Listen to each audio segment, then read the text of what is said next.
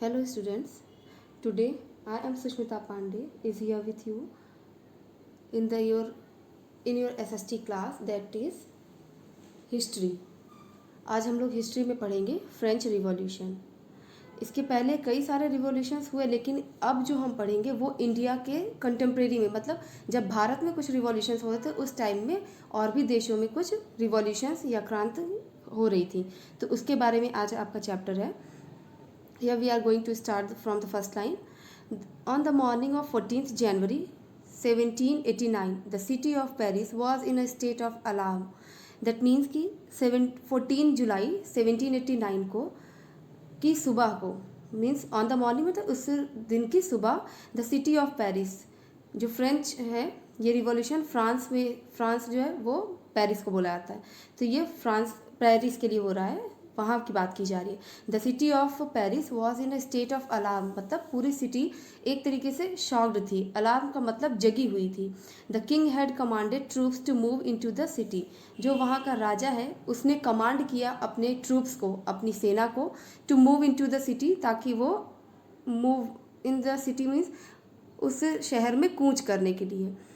Rumours spread, ये अफवाह फैली हुई थी, that he would soon order the army to open fire upon the citizens, ये अफवाह फैला दी गई थी कि जो राजा है वो अपनी आर्मी को ओपन फायर मतलब खुल्लम खुला अपने सिटीजन्स पे फायर करने के लिए उसने ऑर्डर कर दिया है, उन्हें ऑर्डर दे दिया है कि वो किसी भी सिटीजन को मार सकते हैं। ओपन फायर का मतलब होता है कि विदाउट एनी क्राइम, मतलब उन्हें किसी तरीके का कोई किसी ने क्राइम नहीं किया है, लेकिन जब उसने अपना आदेश दिया है तो लोगों को, जो उसकी आर्मी है, उसको उसका आदेश मानना है।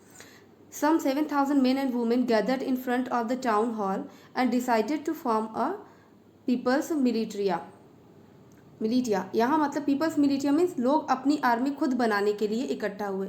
सम 7,000 मेन, कुछ 7,000 लोग थे, मतलब पुरुष, और वुमेन औरतें, gathered in front of the town hall के सामने वो इकट्ठा हुए, एंड डिसाइडेड, और उन्होंने निश्चय किया, to form a people's militia, कि वो अपनी आर्मी खुद बनाएंगे। They broke into a number of government buildings in search of arms, वो आर्म्स, अब जब नॉर्मल ह्यूमन बींग है तो उसको जो वेपन्स है, जो टूल्स हैं, जो आर्म्स है, वो कहाँ से मिलेंगे, वो उनके पास पहले से तो होंगे नहीं, तो उन्होंने जो गवर्नमेंट बिल्डिंग्स थी उनको तोड़ फोड़ किया ताकि उन्हें कुछ अपने लड़ाई के लिए सामान वो इकट्ठा कर सकें। Finally, a group of several hundred people marched towards the eastern part of the city and stormed the fortress prison.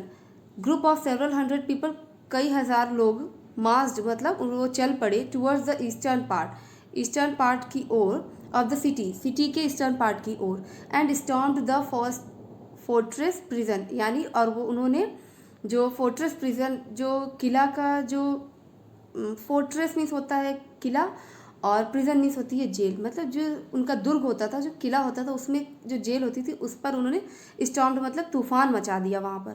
The Bastille, उसका नाम था Bastille. Where they hoped to find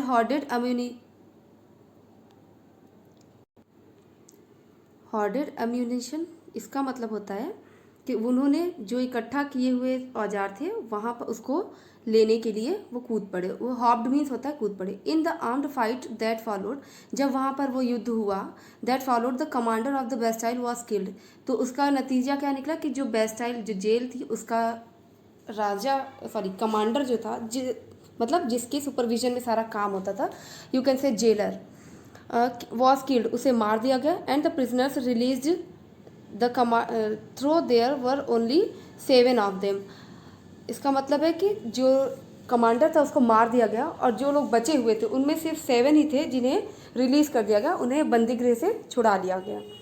late the Bastille was hated by all, जो Bastille है वो क्योंकि सभी के द्वारा उसको हेट किया जाता था, मतलब वो जो जेल तो किसी को पसंद नहीं आएगी, और जब फ्रेंच रिवॉल्यूशन था उस टाइम में इस तरीके की वहाँ कंडीशन थी, लोगों को बिना किसी गुनाह के, बिना किसी क्राइम के उनको जेल में डाल दिया जाता था। तो later the Bastille was hated by all, चूँकि बेस्टाइल को सभी के द्वारा हेट किया जाता था, because it stood for the despotic power of the king, क्योंकि ये स्टूड फॉर द मीन्स ये इस चीज़ का प्रतीक था, ये डिस्पोइटिक मीन्स अराजकता, इसका मतलब है कि राजा अपनी मर्ज़ी का मालिक है, लोग उसे भगवान समझ रहे हैं वहाँ पर, तो वो जो कह रहा है उसको सभी फॉलो कर रहे हैं। अगर उसने कह दिया कि लोगों को मार डालो तो सभी को वही चीज़ें फॉलो करनी है और वो उसे मार डालेंगे। इसलिए तो यहाँ पर despotic power means absolute power of the king जो है उसको, ये जो बेस्टाइल प्रिजन है ये उसका प्रतीक है। द फोर्ट्रेस वॉज डेमोलिस्ड, जो किला था उसे पूरी तरीके नष्ट कर दिया गया। And the stone fragments were sold in the markets to all those who wished to keep a souvenir of its destruction. जो किला था, फोर्ट्रेस था, उसे तोड़ दिया गया और उसकी ईंट को बेचा गया, जो मार्केट है वहाँ पर लोगों के बीच में बेच दिया गया, ताकि वो अपने पास उस टाइम की जो सॉवनियर कहा जा रहा है ना यहाँ पर, सॉवनियर ऑफ इट्स डिस्ट्रक्शन, उसके विनाश के बारे में लोगों को पता रहे कि हाँ ये चीज़ें ऐसा हुई थी। और जब इतनी ज़्यादा वहाँ पर अराजकता आ गई है तो जो चीज़ें टूटी हैं ये उस चीज़ को रिप्रेजेंट कर रही हैं। ठीक है। द डेज एक याद के तौर पर उसके ईंट को, उसके टुकड़ों को, उसके स्टोन्स को लोगों के बीच में बेचा गया, ताकि वो ये याद रख सकें कि ऐसी कोई इस तरीके की चीज़ें होती थी जिनके बारे में इस जो ये पीसेस हैं ये उस घटना के बारे में बताती हैं। The days that followed, next paragraph, the days that followed saw more rioting both in Paris and the countryside. आगे आने वाले दिनों में देखा गया कि और ज़्यादा दंगे हो रहे हैं, both in Paris, Riot means दंगे, इन पेरिस और द कंट्री साइड, मतलब पेरिस में भी हो रहे हैं और वहाँ के जो कंट्री साइड है वहाँ भी हो रहे हैं। Most people were protesting against the high price of bread. ज़्यादातर लोग, जैसे हमारे यहाँ हम अनाज के लिए, सीरियल्स के लिए, ग्रेन्स के लिए परेशान होते हैं, अगर थोड़ी सी महंगाई हुई तो हम परेशान रहते हैं, वैसे ही वहाँ जो फ्रांस है वहाँ के जो मेन फूड है, स्टेपल डाइट है, स्टेपल फूड जो था उनका वो ब्रेड था। तो अब एक ही चीज़ है उनके पास सहारा जो उन्हें ज़िंदा रहने के लिए ज़रूरी है। तो ऐसे में वहाँ पर लोगों ने प्रोटेस्ट करना शुरू कर दिया, किस चीज़ के लिए? High price of bread. जो ब्रेड वहाँ पर वो पाव रोटी खाते थे, मीन्स ब्रेड खाते थे, तो ब्रेड का जब प्राइस बढ़ गया तो लोगों के पास कुछ भी खाने की चीज़ें है नहीं, तो वही एक उनके पास सहारा था, तो वो भी चीज़ और महंगी हो गई। मच लेटर, उसके काफ़ी बाद, when historians looked back upon this time, जब लोग, हिस्टोरियन मतलब जो हिस्ट्री के बारे में नॉलेज रखते हैं या फिर जो हमें इन चीज़ों के बारे में बताते हैं, हिंदी में बोलते हैं इतिहासकार।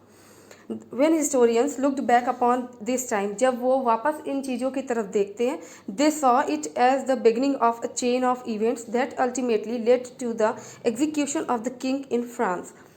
तो इतिहासकार बताते हैं कि जब वो पास्ट में देखते हैं तो ये सारी चीज़ें जो छोटे छोटे इवेंट्स हुए हैं ये एक कड़ी, एक इवेंट्स की सीरीज़ बना देते हैं, और ये छोटे छोटे जो रियॉट्स हुए हैं, जो प्रोटेस्ट हुए हैं लोगों के, ये एक बड़े रिवॉल्यूशन की तरफ इशारा करते हैं।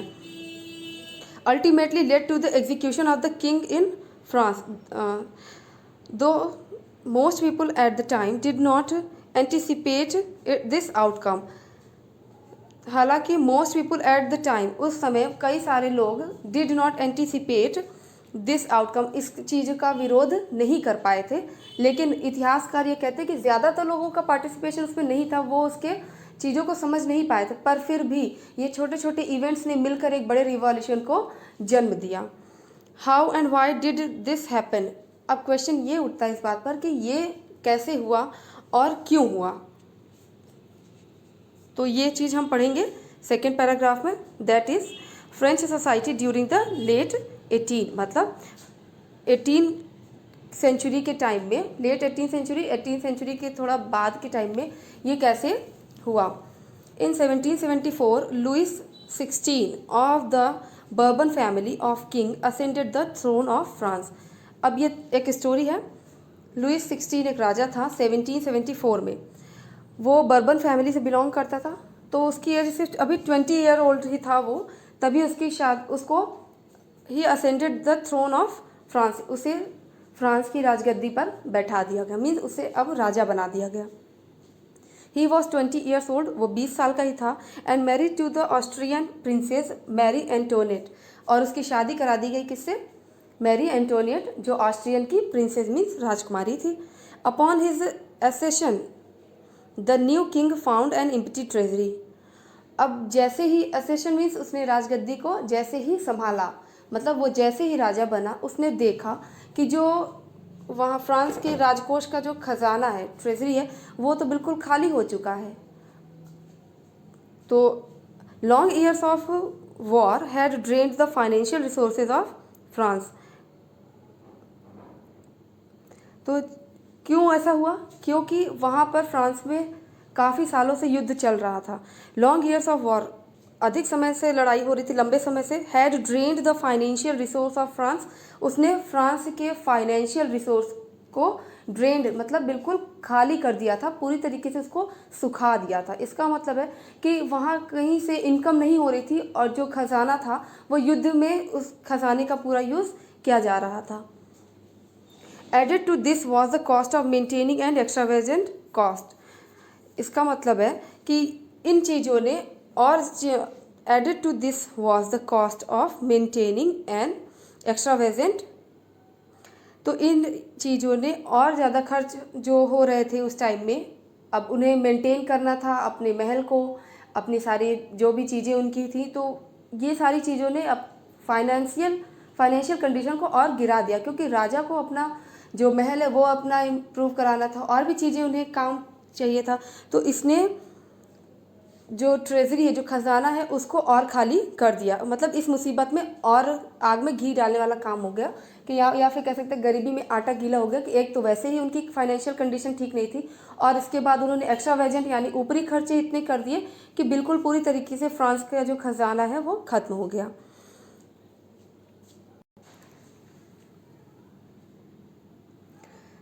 At the immense palace of Versailles. तो वर्साइल के पैलेस को के खर्चों को और उसको कंप्लीट करने में और भी ज़्यादा खर्च आया, जिसने फ्रांस के जो ट्रेजरी है, जो उसका खजाना है, उसको और खाली कर दिया। Under Louis 16 France help the 13 American colonies to gain their independence from the common enemy Britain.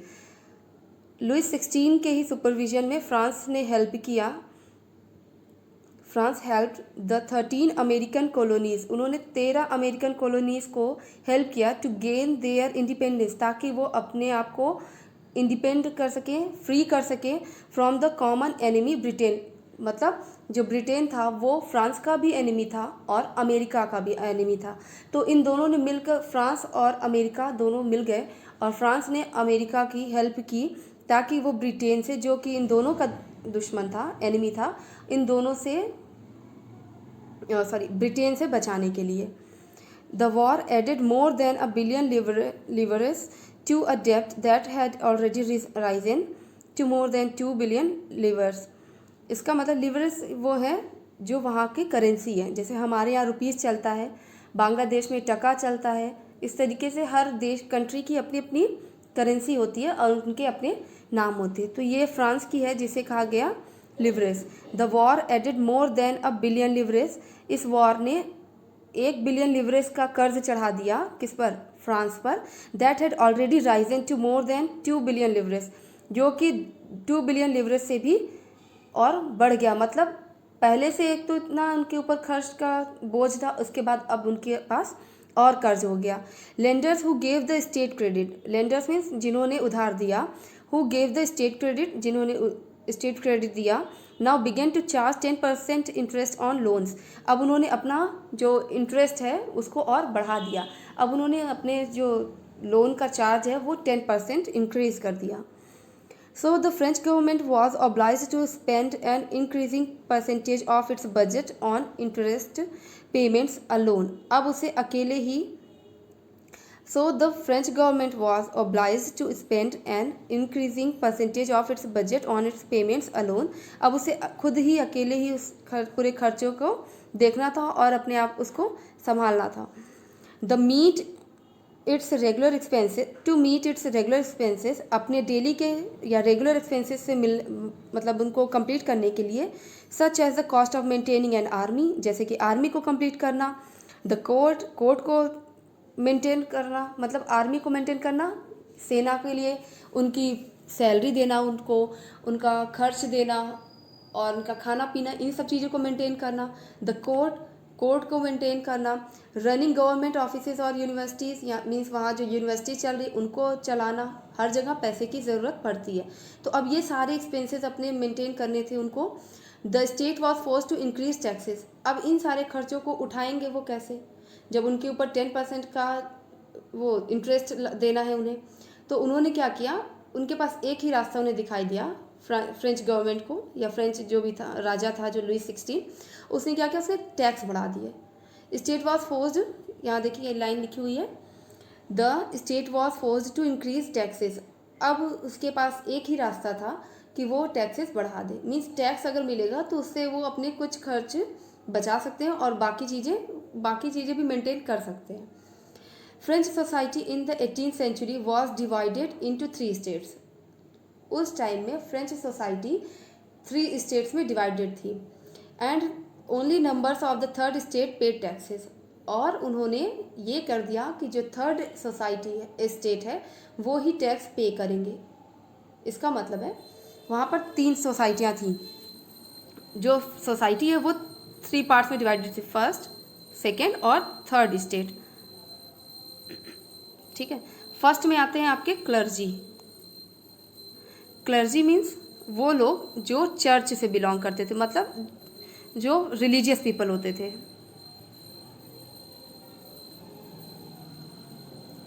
ठीक है, तो इन्हें टैक्स नहीं देना था। इसके बाद फिर आते हैं आपके सेकेंड स्टेट में, कौन आएगा,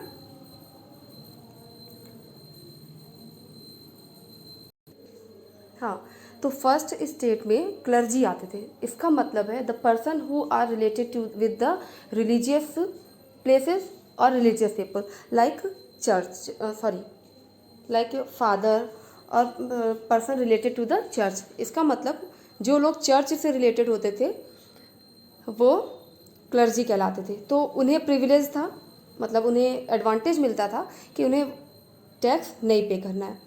फिर सेकेंड स्टेट में आते हैं नोबिलिटी। नोबिलिटी मीन्स जिसमें राजा और उसके फैमिली के लोग आते हैं। तो ऑब्वियस सी बात है कि जब राजा खुद कर्ज देगा, टैक्स देगा, तो फिर वो कैसे करेगा। तो यहाँ पर जो नोबिलिटी है इनको टैक्स नहीं पे करना है, जो क्लर्जी है उन्हें टैक्स पे नहीं करना है। टैक्स पे करना है किसको, कॉमन पीपल को, जिसमें, ठीक है। सो नेक्स्ट फिर हम देखते हैं, the society of the state was part of the feudal system that dated back to the middle age. The society of estates, जो स्टेट्स की सोसाइटी, वहाँ की जो सोसाइटी थी, was part of the feudal system. मतलब feudal system जैसे हमारे यहाँ ज़मींदारी प्रथा होती है कि जो जिनके पास ज़्यादा ज़मीनें होती हैं वो अपनी ज़मीनों को दे देते हैं लोगों को खेती करने के लिए, और फिर उनसे कुछ पैसे टैक्स के तौर पे उनसे अनाज लेते हैं या फिर पैसे लेते हैं। That dated back to the middle age. उस टाइम में ये फ्यूडल सिस्टम चलता था, और जो ये स्टेट है, सोसाइटी ऑफ द स्टेट्स, ये इसी से रिलेटेड थी। The term old regime is usually used to describe the society and institutions of France before 1789। जो ओल्ड रिजीम वर्ड यूज़ किया जाता है इसे यूजुअली डिस्क्राइब किया जाता है किस तौर पर, सोसाइटी और इंस्टीट्यूशन। इसका मतलब है ओल्ड रिजीम वर्ड अगर आ गया है तो यहाँ ये उस टाइम की सोसाइटी को बताता है, और इंस्टीट्यूशन ऑफ फ्रांस बिफोर 1789, और 1789 के पहले जो फ्रांस के इंस्टीट्यूशंस थे और वहाँ की सोसाइटी थी उसके बारे में यह वर्ड हमें डिस्क्राइब करता है। नेक्स्ट आते हैं,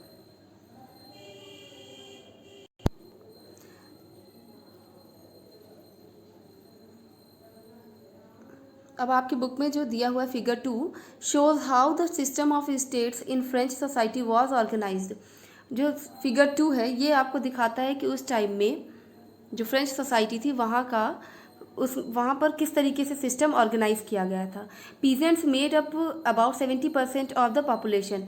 जो किसान वर्ग था वो 70% ऑफ द पॉपुलेशन था, मतलब जो 90% लोग किसान थे वहाँ के पीजेंट से। However, only a small number of them owned the land they cultivated। यानी कि जो 10% लोग थे, या कह सकते हैं आप बहुत ही कम लोग थे जिनके पास अपनी खुद की ज़मीन थी और वो उसे कल्टीवेट कर सके, उस पर खेती कर सके। About 60% of land was owned by nobles. 60% जो ज़मीन थी उस पर नोबल्स का अधिकार था। The church and other richer members of the third state. 60% land पर church and other richer members of the third state means third state जो आपकी है कॉमन पीपल के, उसमें भी जो बहुत ही ज़्यादा रिचेस्ट पर्सन, रिचर मेंबर जो बहुत अमीर हैं, उनके पास ज़मीन रहती थी। मीन्स तीन ही तरीके के लोगों के पास ज़मीन रहती थी। पहले तो नोबल्स थे, मीन्स जो राजा, किंग या किंग की फैमिली से रिलेटेड होते थे उनके पास। सेकेंड है चर्च, मीन्स जो आपके चर्च से रिलेटेड लोग होते, first estate. And other richer members जो हमारे थर्ड स्टेट के लोग हैं, उनमें भी जो बहुत अमीर थे उनके पास ज़मीन होती थी, तो वो अपनी ज़मीन देते थे और बाकी जो थर्ड स्टेट के जो गरीब लोग हैं वो उस पर अपनी खेती करते थे। The members of the first two estates that is the clergy and the nobility enjoyed certain privileges by the birth। मतलब the member of the first two estates, आपको बताया अभी फर्स्ट स्टेट में क्लर्जी आते हैं और सेकंड में आते हैं nobility.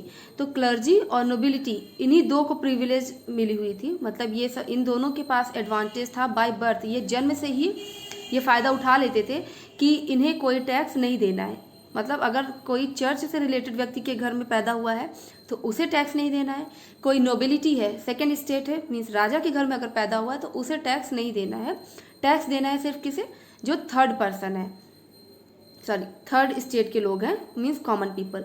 The most important of these was exemption from paying taxes to the state. ये सबसे ज़्यादा बात यह है कि from paying taxes to the state, उन्हें स्टेट के लिए टैक्स देना होता था। The nobles further enjoyed feudal privileges. Nobles जो हैं उन्होंने वो आगे तक भी फ्यूडल प्रिविलेज मीन्स वो जमींदारी वाले फ़ायदे उठाते रहे। दीज इंक्लूडेड फ्यूडल ड्यूज, जिसकी वजह से काफ़ी सारे इसमें उन्होंने इंक्लूड किया। फ्यूडल ड्यूज मीन्स जो ज़मीन का कर्ज होता है वो, विच दे एक्सट्रैक्टेड फ्रॉम द पीजेंट, जो कि वो लेते थे किसानों से। मतलब अपनी अगर उन्होंने ज़मीन दी है तो वो उनसे काम भी करवाते थे, बाकी उनसे मतलब उन्हें अगर उन्होंने कर्ज दिया है तो अपनी ज़मीन पर काम करवा के उनसे वो कर्ज चुकता करवाते थे। और किसानों को ये सब चीज़ें देनी पड़ती थी पीजेंट्स को, क्योंकि वो थर्ड स्टेट में आते थे और थर्ड स्टेट के पीपल तो उन्हें तो देना ही देना है tax. Peasants were obliged to render services to the lord, और वो पीजेंट्स को देना ही पड़ता था, अपने सारे जो भी टैक्स या सर्विसेज देना पड़ता था। टू वर्क इन हिज, और वो अपना कर्ज कैसे चुकाते थे, to work in his house, मतलब जिसने कर्ज दिया है उसके घर में काम करके, या फिर एंड फील्ड, या फिर उसकी ज़मीन पर काम करके वो अपने जो भी कर्ज उन्होंने लिया है उसे चुकता करते थे।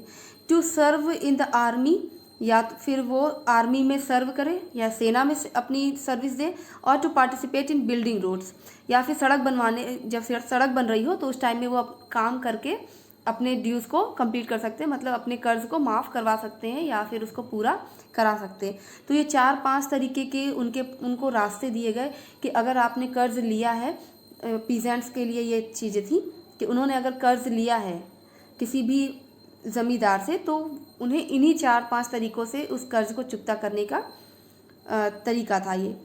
The church too extracted its share of taxes called tithes from the peasants. अब चर्च ने भी अपना शेयर बनाया, मतलब चर्च ने भी अपनी हिस्सेदारी लगाई कि वो पीजेंट से कर्ज लेगा और उस कर्ज को क्या कहा, सॉरी वो टैक्स लेगा, और वो टैक्स कहलाए टिथेस। टिथेस मीन्स वो जो किसान चर्च को कुछ, टिथेस मतलब रिलीजियस ड्यूज कह सकते हैं, मतलब धार्मिक रूप से जो उनके धर्म के अकॉर्डिंग उनसे लिया जाता था tax. And finally all members of the third estate had to pay taxes to the state. और फिर finally all members of the third state means जो कॉमन पीपल का जो स्टेट था, हैड टू पे, उन्हें टैक्स को पे करना पड़ता था स्टेट को, और स्टेट को जो उन्हें टैक्स देना पड़ता था उसे कहा जाता था टाइले। ठीक है। Number of indirect taxes which were levied an article of every day consumption like salt और टोबैको। तो जो वो स्टेट को जो टैक्स देते थे वो किस रूप में देते थे कि अगर वो हर दिन कंजप्शन लाइक वो नमक खा रहे हैं तो नमक का कर्ज कर देना पड़ता था उन्हें, और टोबैको तंबाकू पर उन्हें, ये कुछ ऐसे टैक्स थे जो उन्हें स्टेट को डायरेक्टली देने पड़ते थे। The burden of financing activities of the state through taxes was borne by the third state alone.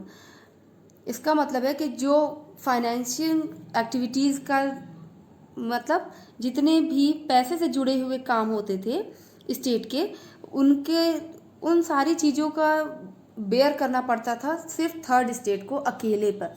मतलब पूरे राज्य को चलाने का, पूरे राज्य को अगर चलाना है तो उसके लिए पैसे की ज़रूरत पड़ेगी, और जो पैसे आएंगे वो कहाँ से आएंगे, वो टैक्सेस से आएंगे, और वो टैक्स अकेले बेयर करेगा थर्ड स्टेट के लोग। मीन्स कॉमन पीपल को ये कहा गया कि वो टैक्सेस देना, उन्हें देना पड़ेगा, चाहे वो टीथेस के रूप में दे या फिर टाइले। टीथेस मीन्स एक तरीके का रिलीजियस टैक्स, और टाइले एक तरीके का डायरेक्ट टैक्स है जो उन्हें स्टेट को देना पड़ता था नमक की वजह, नमक यूज़ करने के लिए, टोबैको यूज़ करने के लिए, मीन्स तंबाकू, कुछ चीज़ों के लिए उन्हें देना पड़ता था। Now next is the struggle to survive. Next आपकी हेडिंग है द स्ट्रगल टू सर्वाइव। इसका मतलब है स्टूडेंट्स, अब इस हेडिंग को हम कल नेक्स्ट क्लास में पढ़ेंगे। तब तक के लिए आप इस लेक्चर को पूरा कम्प्लीटली सुनिए। इसके बाद आपको अगर कुछ नहीं समझ में आता है तो प्लीज़ कमेंट बॉक्स में मुझे कमेंट कीजिए। I will definitely ensure you with my answer. Thanks for watching my video.